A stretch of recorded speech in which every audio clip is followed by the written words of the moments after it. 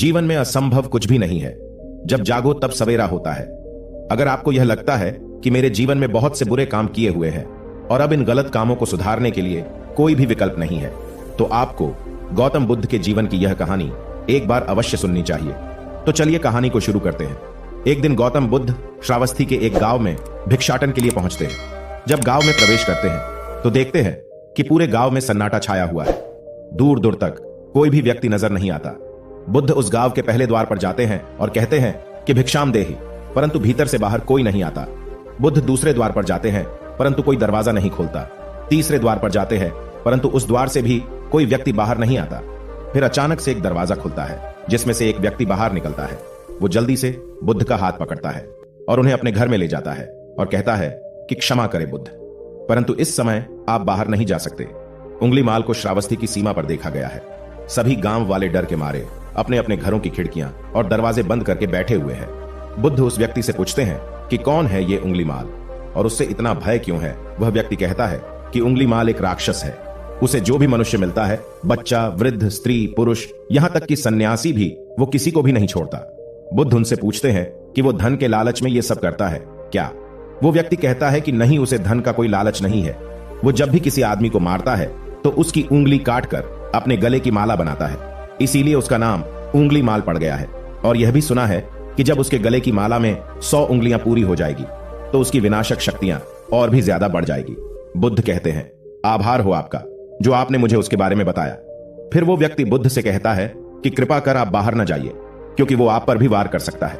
बुद्ध कहते हैं, भय से अपनी राह छोड़ दूं, ऐसा मैंने कभी नहीं किया। मुझे भिक्षा मांगता देख जन जन के हृदय में उंगलीमाल का भय कम होगा। फिर वो व्यक्ति कहता है, नहीं बुद्ध, आप मत जाइए, वो बहुत ही ज्यादा खतरनाक है। बुद्ध कहते हैं कि वो खतरनाक नहीं बल्कि वो दुखी है और मुझे उसके पास जाना होगा क्योंकि उसे मेरी आवश्यकता है। इतना कहते हुए बुद्ध उस व्यक्ति के पास से चले जाते हैं। कुछ दूर चलने के बाद बुद्ध वन में प्रवेश करते हैं। वन में चारों ओर एक सन्नाटा छाया होता है। दूर दूर तक न तो कोई मनुष्य न कोई पशु पक्षी दिख रहा होता है, परंतु गौतम बुद्ध अपने मार्ग में आगे बढ़ते रहते हैं। अचानक बुद्ध के सामने उंगलीमाल आकर खड़ा हो जाता है। उसका रूप इतना डरावना है कि कोई भी व्यक्ति उसे देखकर ही भयभीत हो जाए। उसके गले में उंगलियों की माला होती है, चेहरा और हाथ रक्त से सने होते हैं और शरीर बलशाली होता है। उसका रूप इतना भयानक होता है कि किसी भी साधारण व्यक्ति के प्राण तो उसे देखते ही निकल जाए, परंतु बुद्ध पर उंगलीमाल के डरावने रूप का कोई असर नहीं होता है। बुद्ध कुछ क्षण तक शांत मुस्कुराहट के साथ उंगलीमाल की तरफ देखते हैं, फिर उसकी बगल से निकलकर अपने मार्ग में आगे बढ़ जाते हैं। बुद्ध को ऐसा करते देख उंगलीमाल को यह समझ नहीं आता है कि उसके साथ ये हो क्या रहा है। वह मन ही मन सोचता है कि मुझे देखकर लोग या तो भाग जाते हैं या मुझे देखकर मर जाते हैं या मुझसे अपने प्राणों की भीख मांगने लगते हैं। मैंने कई सन्यासियों को भी मारा है, परंतु मैंने आज तक कोई ऐसा व्यक्ति नहीं देखा जो मुझे नजरअंदाज करके अपने मार्ग में आगे बढ़ जाए।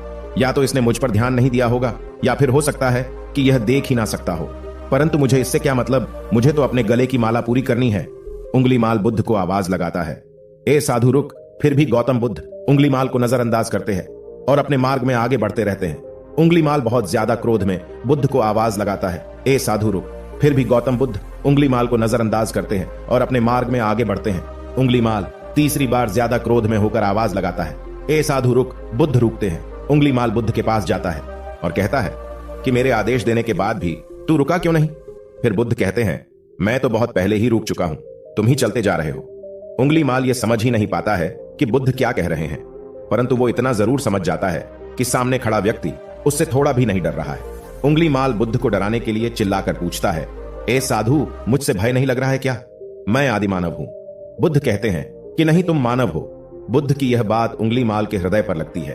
पहली बार उसे किसी ने मानव कहा था, परंतु वो इस बात को नजरअंदाज करने का प्रयास करता है और बुद्ध से पूछता है कि ए साधु, तूने ये क्यों कहा कि तू कब का रुक चुका है, जबकि तू तो चल रहा था? और तूने ये क्यों कहा कि मैं नहीं रुका?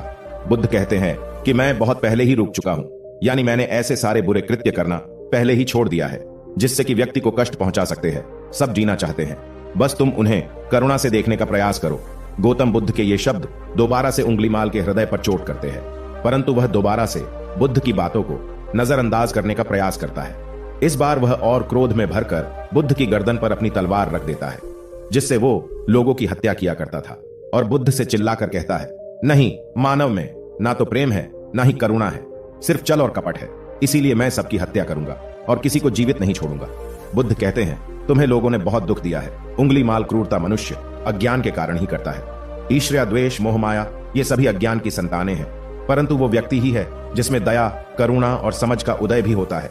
उंगली माल, यदि इस जीवन में क्रूर और निष्ठुर लोग हैं तो दयावान भी है। बस तुम्हें अपनी आंखों से इस अंधेपन की इस पट्टी को हटाना होगा जो तुम्हें केवल बुराई ही दिखा रही है। तीसरी बार बुद्ध शब्दों को सुन उंगली माल का खुद पर से संयम हट जाता है।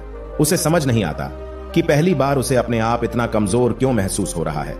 वो कोशिश तो करता है क्रोध करने का, परंतु कर नहीं पाता है। वो बड़ी हिम्मत जुटाकर क्रोधित होने का नाटक करके बुद्ध से कहता है, तुम और व्यक्तियों जैसे नहीं हो। बुद्ध कहते हैं कि मैं हर व्यक्ति जैसा ही हूं, बस जागृत हूं और यह सिद्ध कर रहा हूं कि हर व्यक्ति में जागने की क्षमता है। मेरा मार्ग क्रूरता को दया में परिवर्तित करता है। उंगली माल, तुम अनजाने में घृणा के पद पर हो, बस इस क्षण रुक जाओ। तुम्हारे भीतर भी यह क्षमता है कि तुम दया और करुणा के पद पर भी चल सको। इतना सुनते ही उंगली माल के हाथ से तलवार जमीन पर गिर जाती है। उसकी आंखों से आंसू बहने लगते हैं। भला कोई कब तक बुद्ध को अनदेखा करेगा? उंगली माल रोते हुए बुद्ध से पूछता है कि क्या आप वही हैं जिन्हें लोग बुद्ध कहते हैं, जो लोगों को मुक्ति के मार्ग पर चलना सिखाते हैं? हाँ, मैं वही हूं। मैं तुम्हें मुक्ति के मार्ग पर ले जाना चाहता हूं। फिर उंगली माल कहता है, परंतु मैं अब बहुत दूर निकल गया हूं। मैंने बहुत हत्याएं करी है, बहुत पाप करे हैं। मैं अब चाहकर भी वापस नहीं लौट सकता और मेरा वापस लौटना अब असंभव है। बुद्ध कहते हैं कि असंभव कुछ नहीं है, जब जागो तब सवेरा होता है। उंगली माल कहता है, मैं अब पुनः जीवन की ओर नहीं मोड़ सकता, बहुत देर हो चुकी है। बुद्ध कहते हैं, तुम में इतनी चेतना है कि तुम जानते हो कि जो तुमने अब तक किया है वह बुरा था। इसका अर्थ यह है कि तुम जानते हो कि क्या अच्छा है और क्या बुरा है। उंगली माल, जिस दिन से तुमने अच्छा कार्य करना शुरू कर दिया, उस दिन से तुम्हारा एक नया जीवन शुरू हो जाएगा। फिर उंगली माल कहता है, मैं कितने भी अच्छे काम कर लूं, परंतु लोग मुझे उसी दृष्टि से देखेंगे और मुझे चैन से जीने नहीं देंगे। बुद्ध कहते हैं कि उंगली माल, यदि तुमने हिंसा का मार्ग छोड़ा तो मैं तुम्हें मार्ग दिखाऊंगा और तुम्हारा संरक्षण करूंगा और तुम्हें लोगों की घृणा से बचाऊंगा। बस पहला कदम तुम्हें ही उठाना होगा। उंगली माल पूछता है, क्या यह हो सकता है? बुद्ध कहते हैं, अवश्य हो सकता है। उंगली माल रोते हुए बुद्ध के चरणों में गिर पड़ता है और कहता है कि मैं आपको वचन देता हूं कि मैं सारे बुरे कृत्य करना छोड़कर और आपके पीछे करुणा के पथ पर चलना सीखूंगा। कृपा कर आप मुझे अपना शिष्य बना लीजिए। बुद्ध कहते हैं कि मैं किसी को अपना शिष्य नहीं बनाता, बल्कि व्यक्ति स्वयं मेरे संग से जुड़ जाता है। उंगली माल उसी समय बुद्ध का भिक्षु बन जाता है। इस कहानी से हमें यह सीखने को मिलता है कि लोग सोचते हैं कि उन्होंने बहुत सारे गलत काम किए हुए हैं, अब इन गलत कामों को सुधारने के लिए और कोई भी विकल्प नहीं है। इस पर गौतम बुद्ध कहते हैं कि चाहे अपने अब तक कितने भी बुरे काम क्यों न किए हुए हैं, लेकिन अगर आप एक विचार को अपने मन में लाते हैं कि अब मुझे कुछ सही करना है, तो वही विचार आपके रूपांतरण का कारण बन सकता है। पर सबसे जरूरी बात यह है कि आप पहला कदम उठाने के लिए तैयार है या नहीं। दोस्तों, यह कहानी आपको कैसी लगी हमें नीचे कमेंट बॉक्स में कमेंट करके जरूर बताएं। धन्यवाद।